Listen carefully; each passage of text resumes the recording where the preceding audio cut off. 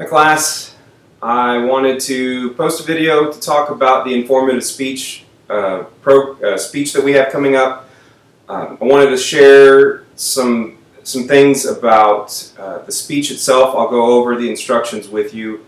I meant to do that for the group project, but I was just very sick. I had a stomach flu and it was pretty bad. So I appreciate you hanging in there with me, but you know, we all get sick. I usually don't get sick, but when I do, it's pretty bad. So so you can see I'm in my living room at my house, and it's for a reason. I wanted to show you what I'm looking for in the next speeches. We dealt with the group project. It was not it's not a project that I particularly care for, but then again, you know, that's something you're going to have to deal with in the real world, is working with groups, dealing with partners who don't do anything, not carrying the weight, or not communicating with you at all. That was a project that we do as a department, and I had very little say in it. So we have 3 different speeches that we're going to do. We're going to start with the informative speech, and I'm going to go over the assignment with you. I'm assigning it this week. And then after that we have a demonstrative and a persuasive. So I saved the most difficult for last.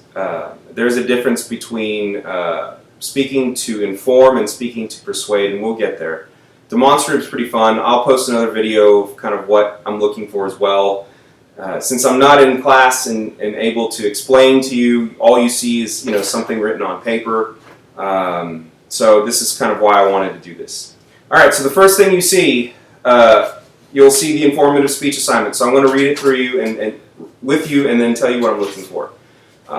You know, a speech that's not done right, not following your instructions, or you don't do it at all. I mean, your speeches are worth 40% of your grade. The group project was included in that because it is considered part of one of the speeches. So let's get into the speech assignment. If you hear weird noises, it's my cat playing with toys on the floor. Anyway, all right. So the purpose of this speech. The purpose of an informative speech is to inform the audience on something that they did not previously know. This is sometimes difficult. A good public speaker will find ways to get the audience involved and provide clever ways of presenting a topic.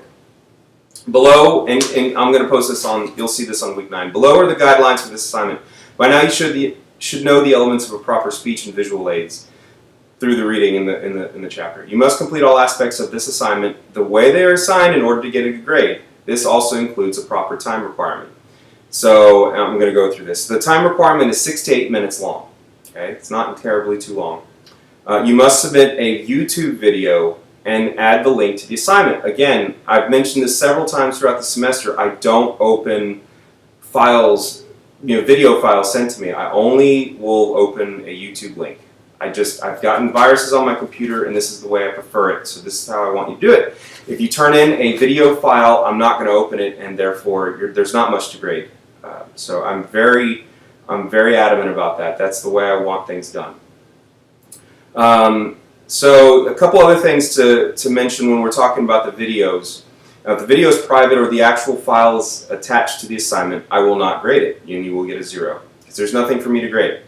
You will need to present your speech as if you were in a classroom. This means you either sit with your computer or use a PowerPoint and have someone film you, or stand near your TV with your speech in the background. This is why I'm sitting here in my living room, because I want to show you how I want it done, and we'll get to that. You must use at least 3 sources. At least 3 sources. Your book is not a source. I mentioned this before in your papers. I don't want you using the book. Now, I want you to read the chapters, and I want you to be familiar with the material, but I want you to go outside the book. So if you list the book, it's not going to count. Also, do not use Wikipedia. I will not accept that as a site. Now, if you're not familiar with something, you can go to Wikipedia, and at the very bottom, you'll see references. The reason I don't allow Wikipedia is anyone can change it, whether they're an expert on the source or not. They can change the website. So you don't know what you're getting. Let's see, submit an outline using bullet points to organize your thoughts. I'm going to give you examples of this. And I want you to submit written version of your speech in MLA format, just like you did on the papers. I want it word for word in the proper format. Please include your works cited page. We've been over this with the 2 essays we've done. Okay, so the next part of the speech. The better speech, meaning one that will earn an A, will adhere to the following elements. We'll have selected a topic that is unique, compelling, and focused. Provides the audience with information they did not know before. Has a strong introduction, conclusion, and effectively an organized body. So what I mean by that is I don't want to see, hi, my name is Travis. Today I'm going to talk to you about, there's a lot of other ways to do that, and I'm going to include, there's a PowerPoint that I have on introductions and conclusions. The purpose of your introduction is to draw your audience into what you're talking about. So you need to start off with a fact, with a quote, a joke, which it's harder to do, but you can do it. I just don't want to hear, my name is, and today I'm going to tell you about. And that's the same thing with the conclusion. I don't want you to hear, well, that's it, or that's all I got, or bye. The purpose of your conclusion is to summarize everything that you have covered in your speech. So you want to outline exactly what you've covered again, and then there's a call to action, whether it's a quote or something like that. And that's going to become very evident when we do the persuasive speech. Okay? So I just don't want to hear, that's it, or in conclusion. That's one of my biggest pet peeves. There's a lot of ways to end a speech, but that is not one of them. Okay? Let's see. Is adequately researched with information coming from credible sources. Credible sources mean that you find the information from a scholarly website, not Bob's website on world politics or something like that. So anyone can make a website. Your job as a student is to be able to figure out if it's credible or not. So if it's just someone's political ramblings in a blog, that necessarily is not a credible source. Now, if it's somebody who's a Harvard professor or something like that, that's a little different. But you're going to be able to, you need to be able to tell what is fake, because there's a lot of fake news. That's what that's kind of something that's in the news right now. Anyone could post anything on Facebook. I mean, it doesn't matter. I could post something on molecular genetics. I have no background in that, so you've got to be able to back it up. Usually by a website that it contains a .edu or a .gov. That's always a good thing. Or if it's a scholarly article. Okay. Incorporates a visual aid that enhances the understanding of a speaker's topic, which I'm going to get into in just a second. That's why I included this. I don't want you to memorize it, but I want you to rehearse it and to know what you're talking about. I also don't want you just to sit and read on your computer or read on your note cards or paper or something like that. You've got to practice it. Incorporate hand gestures and body movement. I don't want to see. I see this a lot where we see this, or like the speech. The ones I had you critique, this is the girl that was playing with her hair the entire time. That's distracting, and you don't want to do that. And we'll follow the time requirements. So I said 6 to 8 minutes. So if it's 5 minutes, I'm going to count off for that. If it's 12 minutes, I'm going to count off for that. More is not necessarily better. I have a lot of speeches to watch. I write critiques on them. And if your speech is 15 minutes long, I mean, that's more time that I could be spending with one of the other students. So tips for choosing a subject. The topic should be relevant. The topic should be of value to your audience. The topic should be non-biased. That's different from your persuasive speech, and I'll get into that. We're going to get into that later. The topic should be of interest to the speaker, so something you're interested in doing, and it should fit the proper time requirement. And then things to consider: make sure you research your topic and you know it well, and then use your textbook as a reference, but not a source. References, you've read it, you understand what your speech requires. Not citing it as a source. Okay, so what I want to do is talk to you about PowerPoint. You need to have a visual aid. PowerPoints are the best way of doing this. When you're looking at doing your demonstrative speech, and I'll make another video about this, I want you to actually see you do something. And so PowerPoints are one of the easiest way to convey information, but there's so many different ways to do it. right, and there's a lot of ways to just completely mess it up. So when you do your speech, your informative speech, I know this is an online class, but I want you to pretend that you're in a classroom or an auditorium and you're giving a speech. That's why I'm here. I want you to be able to find a way to situate yourself with your computer, plugging it into your TV, or just sitting with your computer. Right now I'm sitting in my office chair. I have my computer on a bar stool and I have it connected to my TV. You don't need anything beyond what's already in your house. I've got a couple lamps providing light. It's not perfect. I don't expect perfection, but I need to be able to hear you clearly and I need to be able to see you. And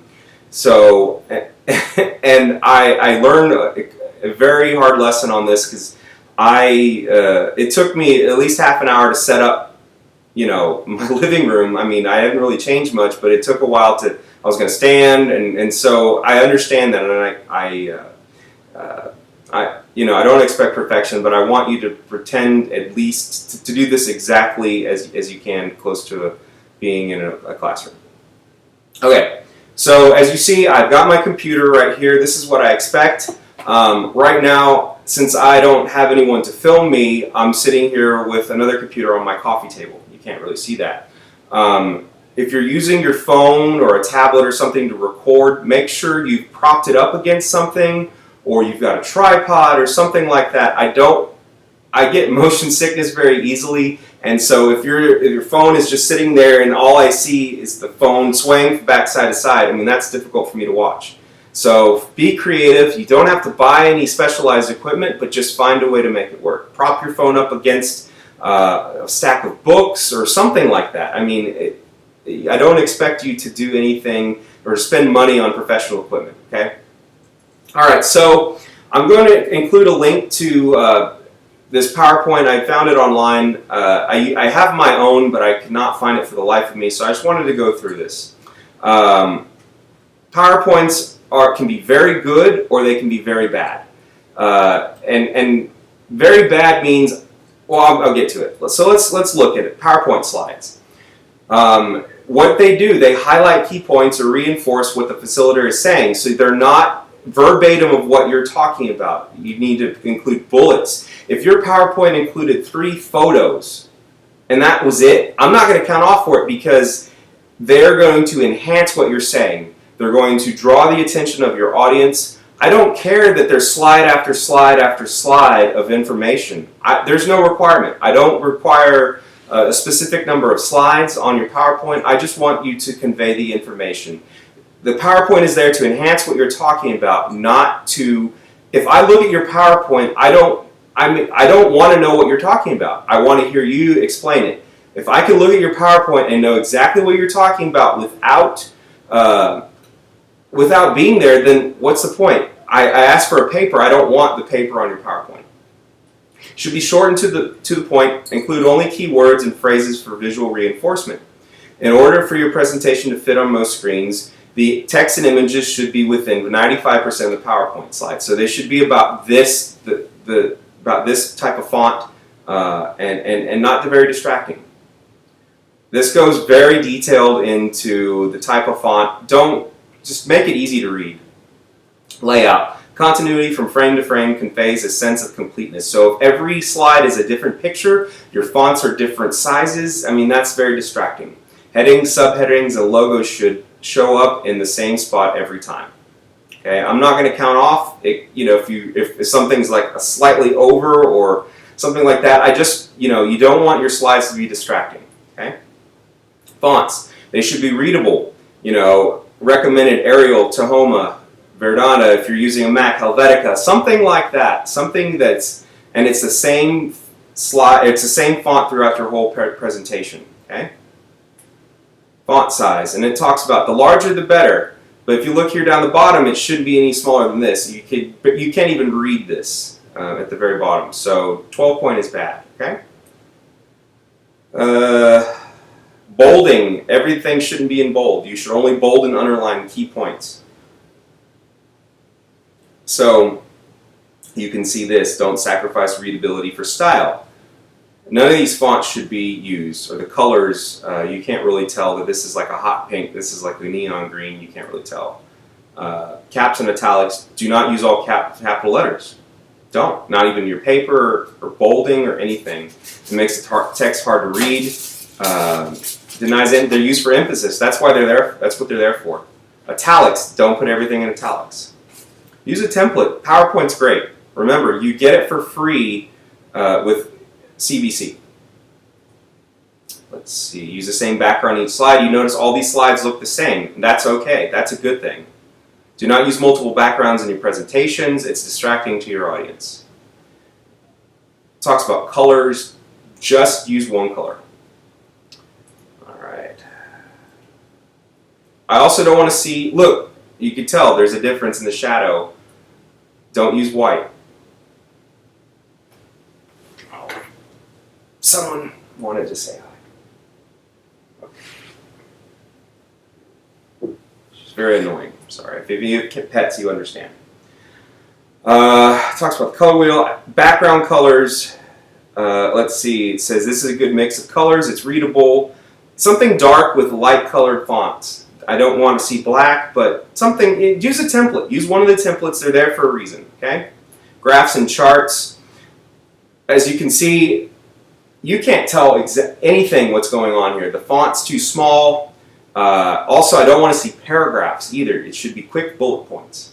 This is obviously another good example. You cannot tell what's going on here. Even looking on my computer screen, I can't tell what's going on. Let's see, these are examples of good graph with nice line widths and good colors. This comes into play, and of course you can't really tell on the computer screen. This comes into play when you're doing your persuasive speech. You need to have some sort of supporting evidence, and we'll get into that. Charts and graphs, you can't read the labels, you don't know what information. This could just be gobbledygook, you don't even know. So this, you can tell, you can say exactly what's going on here with the labels, you can see everything perfectly. If you want a whole slide for graphs, that's fine. Same thing with this, tables are good too when you're presenting information. Illustrations, use only with needed. Not every slide needs a picture, okay? They should relate to the message and then help make a point. Don't do this either. Don't take screenshots. You can't read it. Limit each slide to one idea. Use one bullet points to cover components of each idea. Remember, I should only see bullet points. I don't know exactly what your information you're covering just by looking at your PowerPoint. Keep each bullet to one line, two at the most. All right, so you can see exactly, like this is a lot of information for one slide.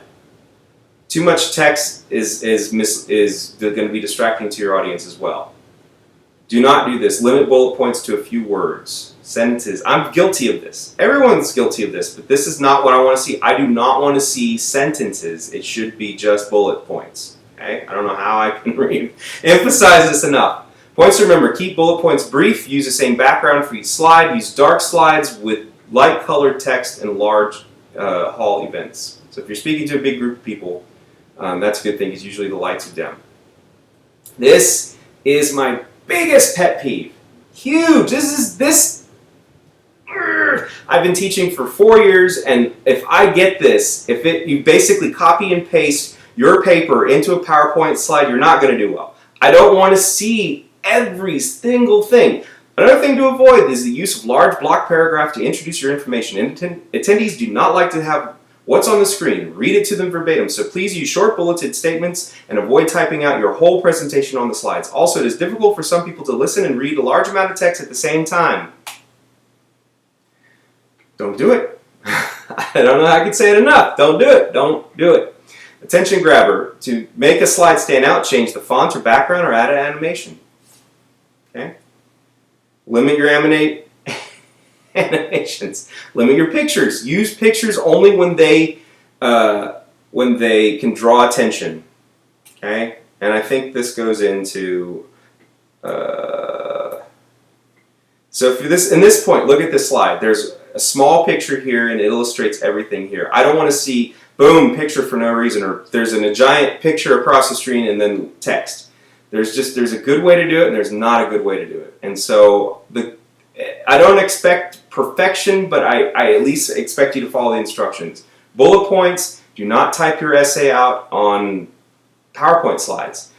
I'm not going to limit you to the amount of PowerPoint slides. However, I don't want you to, if it's your PowerPoint presentation is 3 slides, that's fine. As long as it illustrates your point and I can understand what you're saying, as you present it, that's fine. But there's a fine line of presenting too little and presenting too much. Okay, so this brings us to the speech. Check on time. Okay, my file might be too big. So you can see I'm sitting in front of my TV in my living room with my laptop. I don't expect anything great, but I also just don't want to see you in your bed with your phone and the phone shaking. I need you to have a visual aid for this assignment. Use your computer. I've had students just sit here with their computers as they present the slides, and I can see them and I can see their PowerPoint. That's okay, but you need to have a visual aid at some. See, stuff can go wrong too. I accidentally unplugged my computer. So I'm going to try to keep this video somewhat short, but if you have questions, ask me. Please follow the instructions. Please ask questions, because right now your grade is going to be harder and harder to recover from a bad assignment, especially with the speeches. Please read the instructions. Please ask if you're not sure, and please do not wait to the last minute. The last assignment, I could tell that stuff was just thrown together. I gave you 2 whole weeks. This assignment, you're going to have a week to do, so as soon as it's assigned, Sunday at 11:59, I need you to start on it right away. Also keep in mind, we've got to keep up with the chapters, so there's going to be also bookwork too. That's just the way it is. There's only so much we can do in each week, and we only have a few more weeks left. We're halfway through the semester, okay? So please ask if you have questions. The worst thing you can do is not ask and guess. Even if you think it's the stupidest question in the world, I want you to ask it, and I will respond accordingly. I will always respond. I'm not going to do the work for you, but I will definitely tell you if something is a good thing to do. I'm not going to tell you what to do your speech on, but I want you to think outside the box. So take it, like I said, just follow your instructions.